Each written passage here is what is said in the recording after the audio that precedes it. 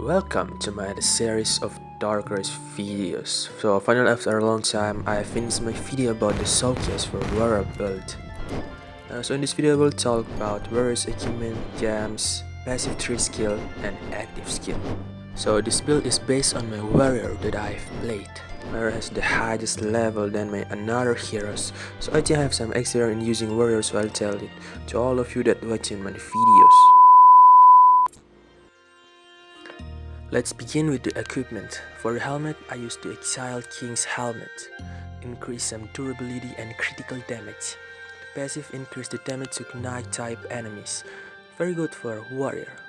For the helmet gems, every hero should use Dead Soul gem. For the chestplate, I use the Skeleton King chestplate because it deals 10% more damage under Berserker, and Berserker is the main skill for a warrior. Use Ice Shield Rune on the chestplate, reduce the damage taken.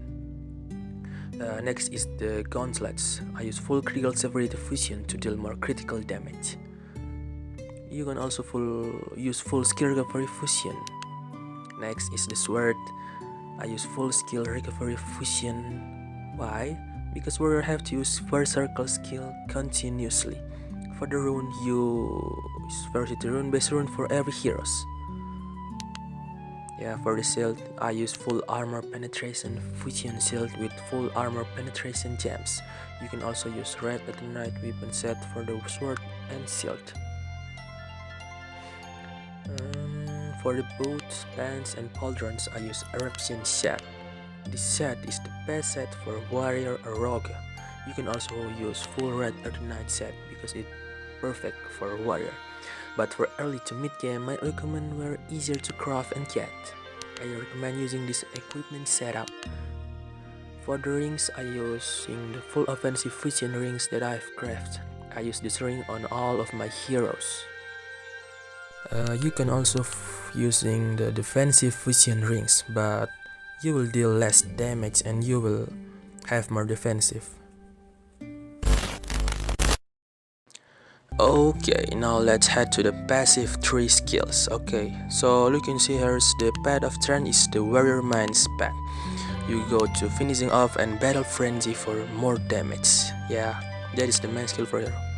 Armor destruction, finishing up and battle frenzy. And also you can take thirst for life, so avoid the instant death. Instant deaths in Fatal Breach or boss fight. Yeah, that could be happen. Also you can also take rage. This is optional, optional. You can take it or no, it's based on you, but for me I'll take it. Okay, let's head to the premonition.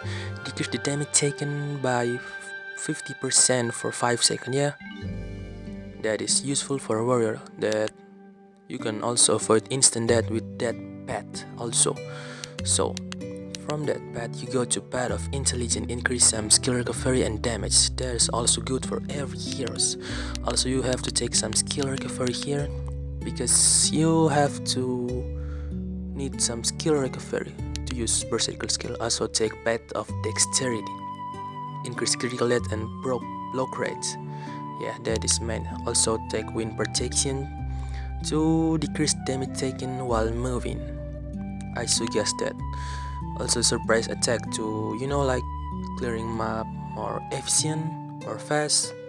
Tears for blood, tears for love and adaptation. That is the 2 best combination in the game. Yeah, that if you wanna make your gameplay faster, use that too. Also over here take some critical severity and take some armor penetration stat. Armor penetration and critical severity is the main stat for every hero. So that is very important. Yes, I also take some mana regen. Mana regen and some mana because you have to use air slash skill always. That is the best skill for early to mid game, also late game.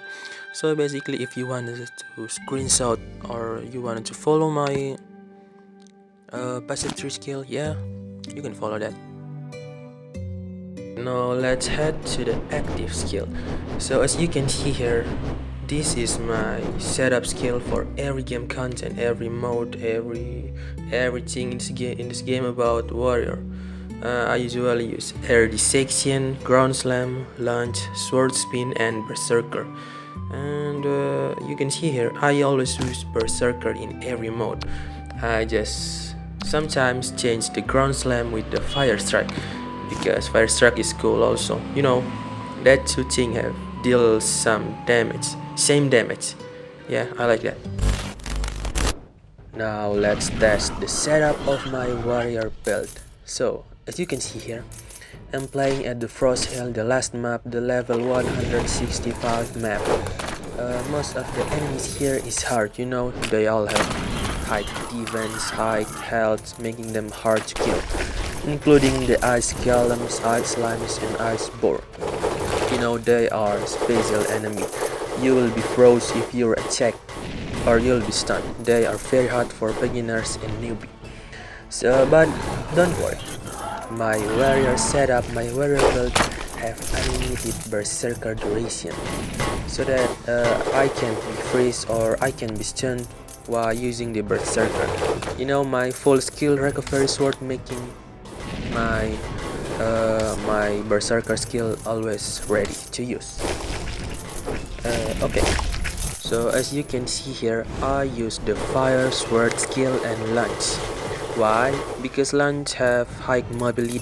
You can move fast and make your gameplay more fast like that. And why I use fire sword? Because fire sword is high damage skill. You know, the damage is very high.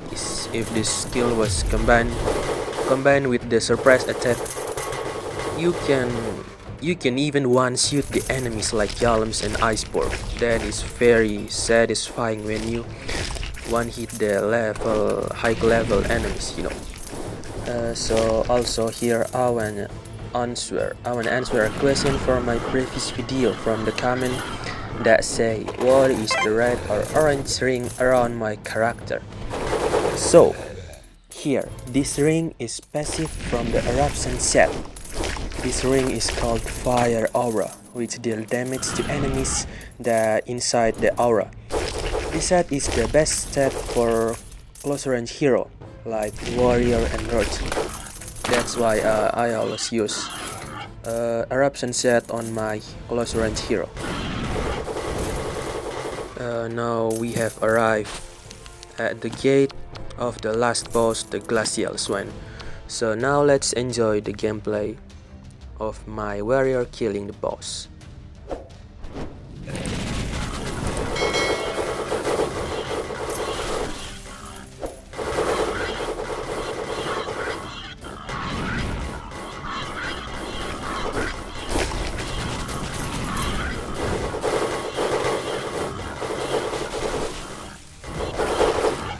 So that is for the boss fight. Pretty easy, right? Using my equipment to defeat the last boss. Okay, so that is the showcase for warrior build today. Hope you enjoy my video. See you soon in my next video.